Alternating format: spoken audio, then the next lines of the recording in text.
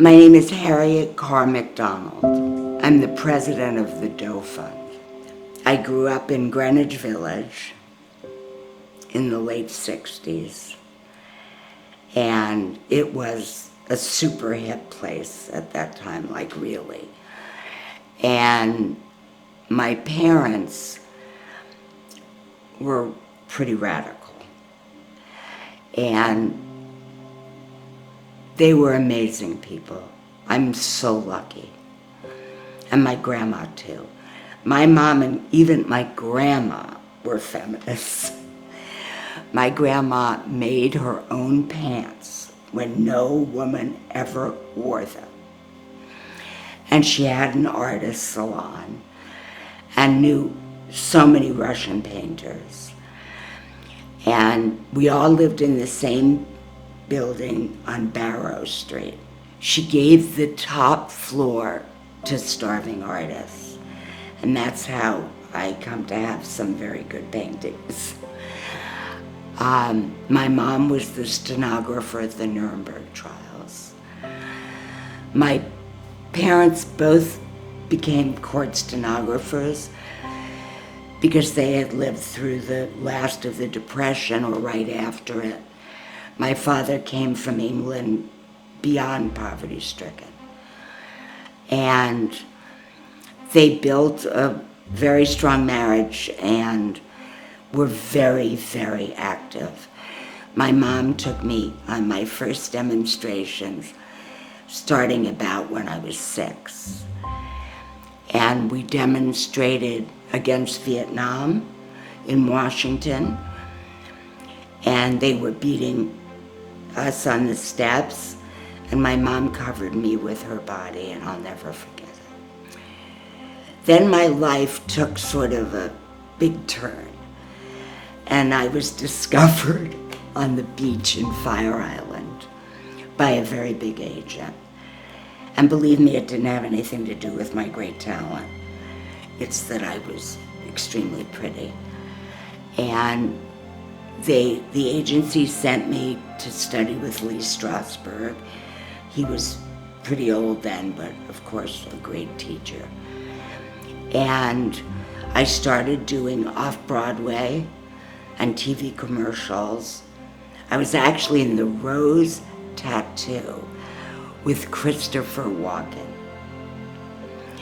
And a writer, a very famous screenwriter, producer, Abby Mann, sort of came to see the play. He had heard about me from my agency. And I was 17 and he was 47. This is the most typical Hollywood stuff. And married me. I was young. And then, you know, I was married to him for 10 years. And he taught me to write screenplays, and of course I acted. And it was a pretty high life. He knew everybody. And the good thing about screenwriting is no one meets you until they read your script and like it. So it has no impact at all. And I started selling screenplays. And I was hired by a woman producer to write a screenplay about a real little girl who lived in Grand Central, who was homeless. And I came to New York and spent a week with her in the terminal and went on crack buys with her and got to know the whole community of homeless people that lived there, because it was a community. And I decided I would adopt her and take her home to Beverly Hills with me to live with my daughter and I. But first I knew I had to put her in drug treatment because she was a crackhead. But she was amazing. I used to always think of her like she was a wild bird flying around in this giant terminal. She also because she was a very young woman. People gave her money, and I was struck by the fact that she would buy food for all the other homeless people. And she was amazing, smart, energetic. So the last day that she was supposed to come home with me, she hid from me. And all the homeless people were very invested, of course, in her going and living in Beverly Hills. So we all looked for her, but we couldn't find her. So I thought, I'll go home and write this screenplay, and that will save her and illuminate homelessness. And before I even finished the first draft, she killed herself. She stole a gun to sell for money for crack, and she wasn't selling it. And so she went to the steps of St. Agnes's, which is right around the corner, and shot herself in the head. And I was beyond devastated. And I went to her funeral, which was also at St. Agnes's. And I thought, I'm Jewish, and I thought he was a priest because he gave the eulogy. But of course, he wasn't a priest, because the eulogy doesn't mean you are. But he talked about how she was a shining star in the night sky, and that's what I thought. He told me he was a homeless advocate, and explained the work he did. And we decided very quickly to do this work together. And he had been feeding homeless people in Grand Central for 400 nights in a row, never missed a night. So he really knew the community of the people. And I wrote for a city contract, because I was a writer, to help homeless people and get a residence. And then we won it, and we went to the floor of Grand Central and picked up 70 homeless men. We said, do you want to work for money? Do you want to live in a safe place? We'll educate you, give you yummy dinners, but you have to work and be personally responsible, and you can't use drugs. And 70 guys got up off the floor and said, yes, I want to do that. I need money more than anything else, of course. And I was the first program director in Bedford-Stuyvesant with those 70 homeless men and no staff. It was me and them. And everything, I created the program, Ready, Willing, and Able. That was my job. And everything I learned about homelessness and how to serve the people effectively came from them. I mean, they taught me everything. What did I know? You know, some girl from Beverly Hills, please. My parents embraced this. My husband was penniless. All my friends in LA thought I was nuts. I married him, he lived in the tiniest SRO room. His feet touched the heating pipe, in bed. And of course the bathroom was down the hall, and I didn't care. First of all, I knew that we shared this passion profoundly. And April was my fire soul. She lit the fire in me that made me want to do this more than anything in the world. And in her honor, I've been able to help 29,000 people over these years. Our concept was that people, homeless people, many of them who weren't absolutely out of their minds, wanted to work, would work if given any opportunity. They, of course, wanted to live in a nice housing building, eat good food. So we bought uniforms, that was the first thing. Blue uniforms with the American flag on the arm. And in the beginning, I taught all the classes and what was interesting to them, and we did meetings about not using, and like NA meetings. And I learned that they wanted and needed big time education. So I started to bring in some educators. So what we developed was a three-legged stool, which was paid work, housing, and services. And the incredible thing, like I couldn't believe it, they gave it up. They actually chose, and I drug tested them, starting with, because we couldn't afford drug testing machines or chemicals, I used to take urine samples and put them on a slide and look at them under the microscope. Of course, I didn't know anything about the results. But what I found is the guys were very honest. They said, oh, Harriet, you're gonna find this, and this is why, and all of that. And I would not let them work if they were using. They had to, because I couldn't put people out to work. And we started by renovating city-owned apartments in the worst neighborhoods in the city. And we bought some vans, and at that time in Bed-Stuy, they would shoot at the vans. It was like nutty. And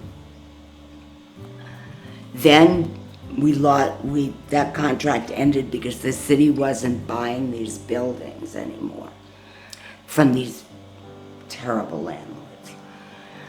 So we had to figure out what these men could do and what would help the organization and the community.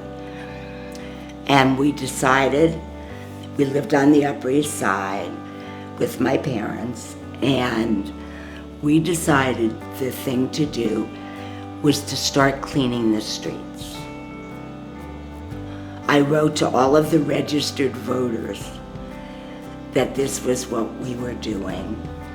And they, of course, noticed them in their blue uniforms with the American flag on the sleeve and their blue buckets.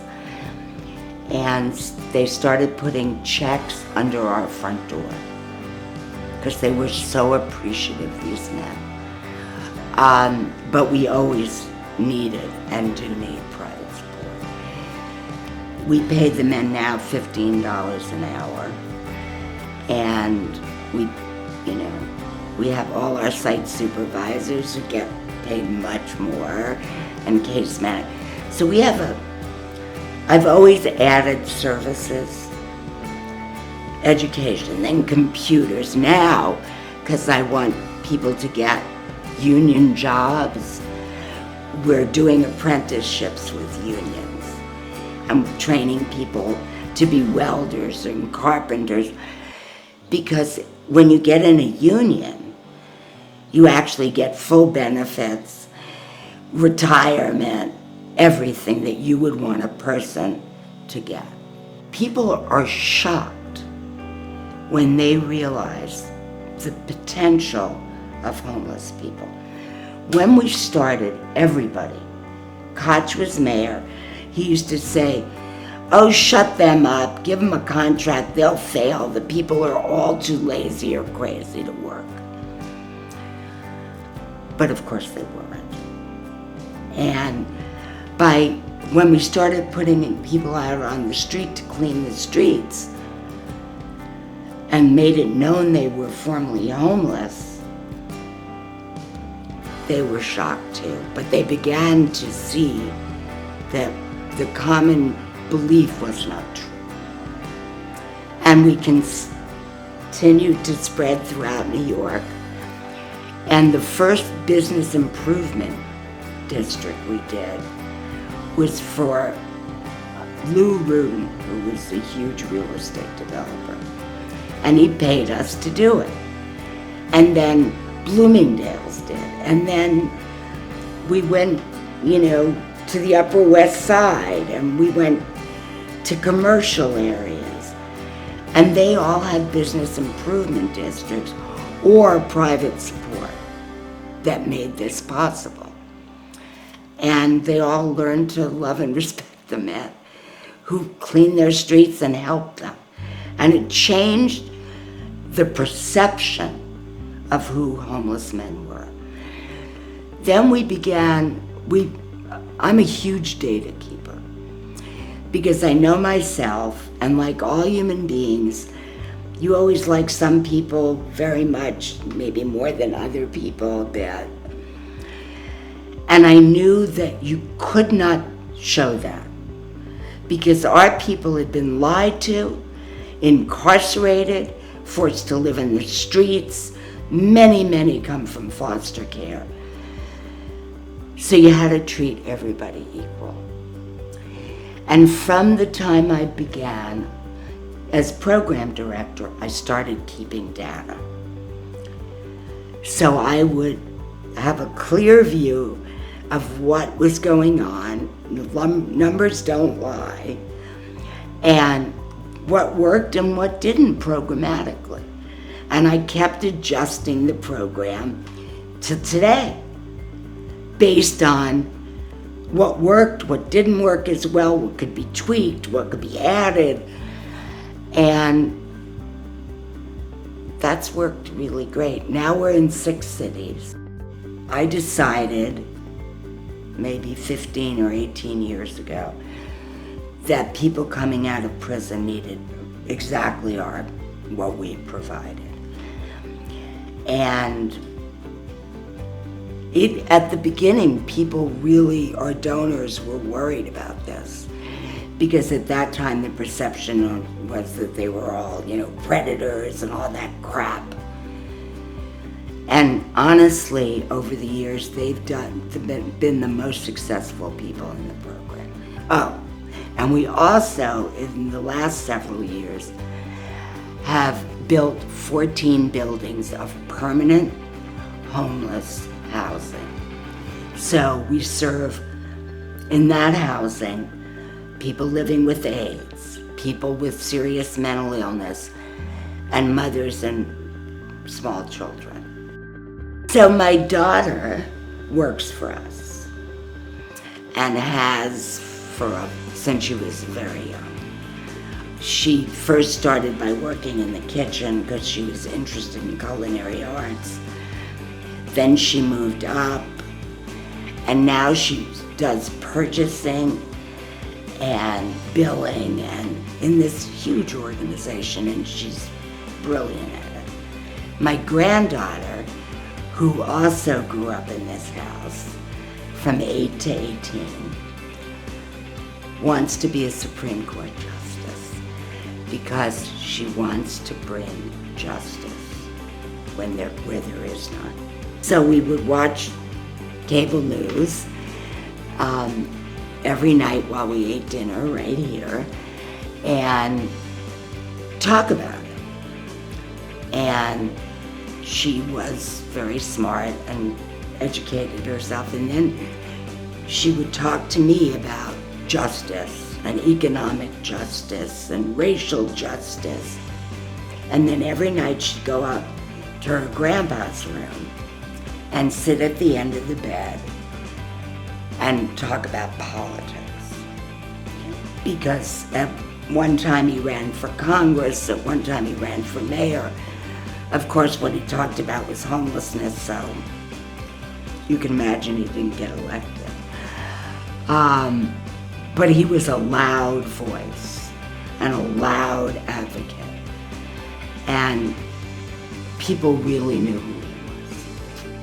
I want to be remembered as somebody that facilitated and provided opportunity for people to change their lives, enter the mainstream, and be fathers to their children.